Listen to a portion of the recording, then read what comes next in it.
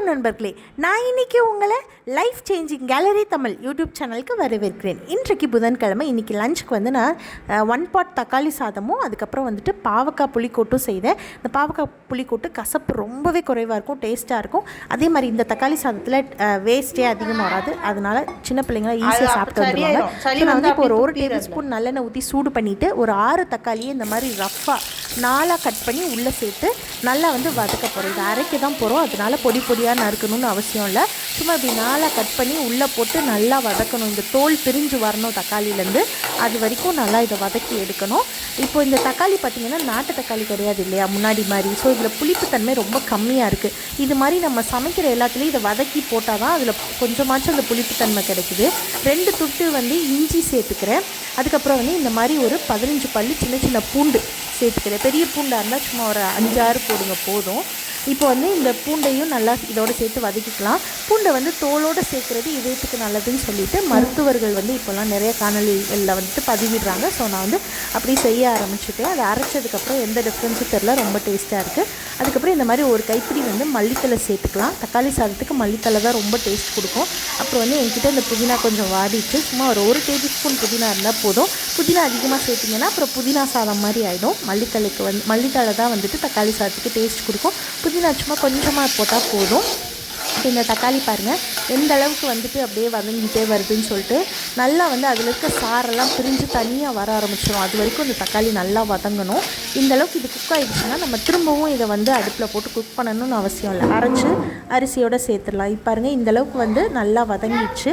இதுக்கப்புறம் அதை அரைக்கணும். இப்போ வந்து நான் வந்து சாப்பாட்டுக்கு வந்துட்டு 2.5 உலக்கு வந்துட்டு 200 கிராம் உலக்கில் 2.5 உலக்கு வந்து பொன்னி அரிசியை ஊற வச்சுருந்தேன். போதுமான அளவு தண்ணி சேர்த்துட்டு கல் உப்பு சேர்த்துட்டு அந்த குக்கரை தூக்கி அடுப்பில் திறந்து வச்சுட்டேன். இன்னும் குக்கர் மூடலை, திறந்து தான் வச்சுருக்கேன். அந்த அரிசி வந்து கொதி வரணும். அதுக்குள்ளே இந்த பக்கம் தக்காளி சாதத்துக்கு நான் தாளிக்க போகிறேன். அதுக்கு வந்துட்டு நான் கொஞ்சமாக வந்துட்டு கடலெண்ணெய் சேர்த்துட்டு 2 பட்டை 2 கிராம்பு 1 ஏலக்காய் பிரிஞ்சி இலை அப்புறம் ஒரு 2 பெரிய வெங்காயத்தை நறுக்கி உள்ளே சேர்த்து நல்லா வதக்கிட்டுருக்கேன். அதுக்கப்புறம் வந்து வத்தல் வந்து 4 குண்டு வத்தல் போட்டு வதக்கிட்டுருக்கேன். பச்சை மிளகாவை விட வத்தல் சேர்த்தோன்னா இந்த தக்காளி சாதத்துக்கு ரொம்ப டேஸ்ட்டாக இருக்கும்.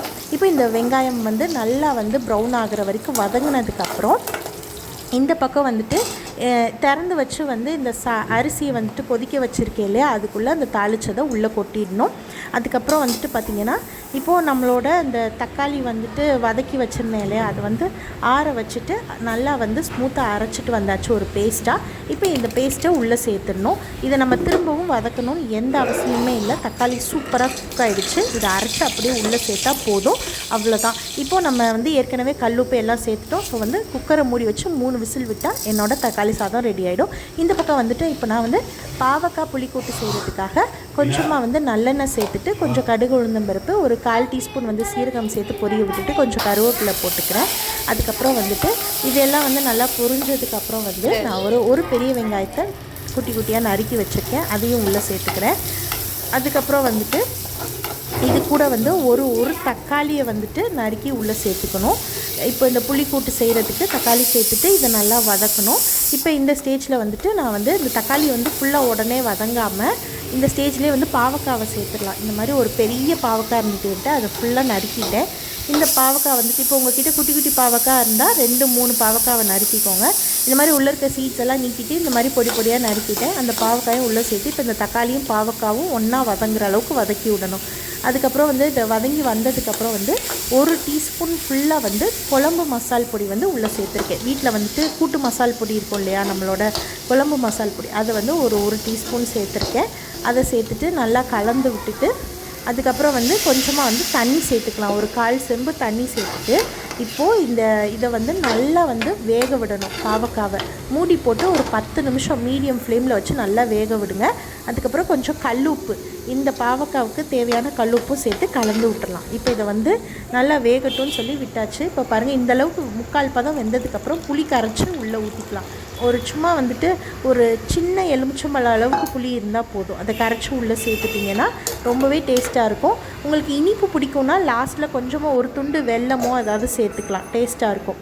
இப்போ பாருங்கள் நம்மளோட தக்காளி சாதம் சூப்பராக வந்து உதிரியாக ரெடி ஆகிடுச்சு. தண்ணி வந்து அளவாக வச்சுக்கோங்க. அதாவது 1 டம்ளர் அரிசிக்கு 2 டம்ளர் தண்ணி அளவுக்கு கணக்கு பண்ணி வச்சுக்கோங்க. இது பொன்னி அரிசினால் வந்துட்டு நமக்கு அந்தளவுக்கு தண்ணி சேர்த்தாலே போதுமானதாக இருக்கும். இப்போ பாருங்கள், நம்மளோட தக்காளி சாதம் அதிகமாக வேஸ்ட் இல்லாமல் சூப்பராக உதிரியாக ரெடி ஆகிடுச்சு.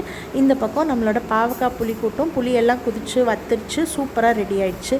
ஸோ இன்றைக்கி என்னோடய லஞ்ச் பாக்ஸ் ப்ரிப்பரேஷன் வந்து பார்த்திங்கன்னா தக்காளி சாதம் பாவக்காய் புளிக்கூட்டு. நன்றி, வணக்கம். இந்த லஞ்ச் பாக்ஸ் காம்போ ரெசிபிஸ் உங்களுக்கு யூஸ்ஃபுல்லாக இருந்தால் லைக் பண்ணுங்கள், ஷேர் பண்ணுங்கள், சப்ஸ்கிரைப் பண்ணுங்கள். நன்றி.